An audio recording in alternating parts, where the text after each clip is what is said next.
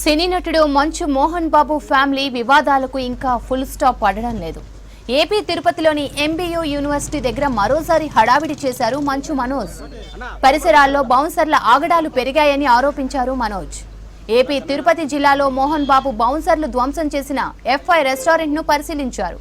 కోట్లు పెట్టి లోన్లు తీసుకొని హాస్టల్స్, హోటల్స్ పెట్టుకున్న వారిని ఎంబీయూ సిబ్బంది బెదిరిస్తున్నారని ఆరోపించారు.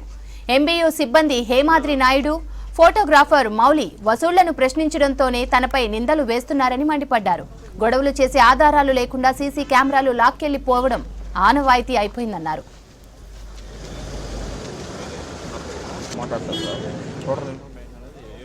ఎంబీయూ యూనివర్సిటీ దగ్గర ప్రతి ఒక్కరిని రక్షణ కల్పించాల్సిన బాధ్యత అందరిదన్నారు.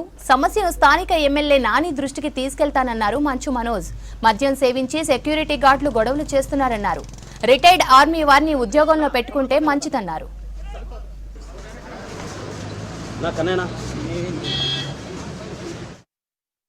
వీడు ఆడియో ఫంక్షన్కి వచ్చి ఇది ఒక ట్రైలర్ టీజర్ లాంచ్కి వచ్చి ఒక మంచి మూవీ ఫంక్షన్కి వచ్చి ఎందుకు ఇది అన్నాడు.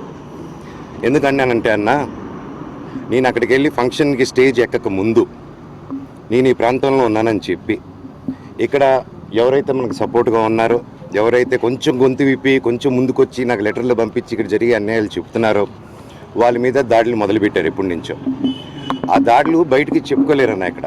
ఎందుకంటే ఎన్నో కోట్లు పెట్టి వాళ్ళ పొలాలు కొనుక్కొని కొంతమంది ఇక్కడే వాళ్ళ పొలాల మీద బిల్డింగ్లు కట్టుకొని ఎన్నో కోట్లు ఖర్చు పెట్టి లోన్లు తీసుకొని బిల్డింగ్లు కట్టుకొని వచ్చే డబ్బు మీద, వచ్చే ఫీజుల మీద, వచ్చే హాస్టల్ రెంట్ల మీద బ్రతుకుతున్నారు.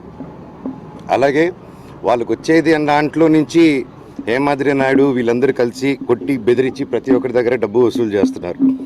పర్ స్టూడెంట్కి ఇంత అని చెప్పి ఈ కంప్లైంట్స్ నాకు వచ్చింది. ఇదేంటి ఇలా జరుగుతున్నాయంట, ఇవన్నీ మనుషుల్ని పంపిస్తున్నారు, ఇలా కొట్టిపిస్తున్నారు అని చెప్పి నేను క్వశ్చన్ రేజ్ చేసిన తర్వాత నా మీద ఇలా అబండాలు వేయడం, కుటుంబ సమస్యలని చెప్పడం, ఇదంతా ఒక మీడియా హెడ్గా ఇంతకుముందు పనిచేసి ఇప్పుడు మీడియా బ్యాక్గ్రౌండే లేకుండా ఒక క్యాంపస్కి ఒక ఎడ్యుకేషన్ 17,000 మంది స్టూడెంట్స్కి హెడ్గా ఉండి క్యాంపస్ని నడిపిస్తూ ఇక్కడ ప్రతి ఒక్కరిని బెదిరించుకుంటూ ఒక క్వశ్చన్ అడిగితే ఒక మీడియా స్టైల్ వీడి మీద ఒక స్టోరీ క్రియేట్ చేయడం, అలాగా వీడి మీద ఒక స్టోరీ క్రియేట్ చేసి వీడు తాగేసి వచ్చి ఆస్తుల కోసం అడుగుతున్నాడు, కొట్లాడుతున్నాడు అని చెప్పి, సరే వీడంటే ఇంక్లూడ్ చేస్తే వీడు వినడు, వీడి వైఫ్ని ఇంక్లూడ్ చేద్దాం, వీళ్ళ పిల్లల్ని ఇంక్లూడ్ చేద్దాం, సరిపోతే వాళ్ళ అమ్మని కూడా ఇంక్లూడ్ చేద్దాం అనుకుంటూ లేడీస్ మీద టార్గెట్ చేయడం మొదలుపెట్టారు.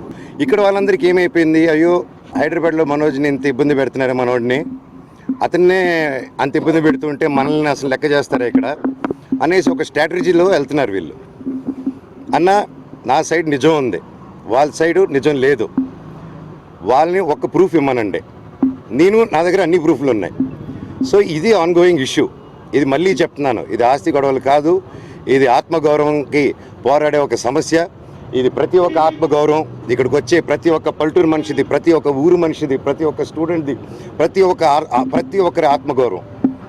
తెలంగాణ గవర్నమెంట్లో నేను వెళ్ళి వెంటనే కంప్లైంట్ చేయగానే డీజీ గారికి, మా కమిషనర్ సుధీర్ బాబు గారికి, అలాగే మా పాటి షరీఫ్ సిఐ, ప్రతి ఒక్కరికి సిఐ గారికి, ప్రతి ఒక్కరికి మేము గురువారెడ్డి గారికి, ప్రతి ఒక్కరికి మేము అక్కడ విన్నపం చేసి ఆ బౌన్సర్ది మీరంతా టీవీల్లో చూశారు అక్కడ. కాబట్టి బయటకు వచ్చేసింది, అప్పుడు ప్రెస్లో వచ్చింది కాబట్టి అందరూ ధైర్యం చేసి చెప్పారు కాబట్టి కోర్టు నుంచి ఆర్డర్స్ వచ్చి బౌన్సర్స్ ఉండకూడదని చెప్పి కమిషనర్ గారు కూడా స్ట్రిక్ట్ ఆర్డర్స్ ఇచ్చి అక్కడ కంట్రోల్ చేయగలిగారు.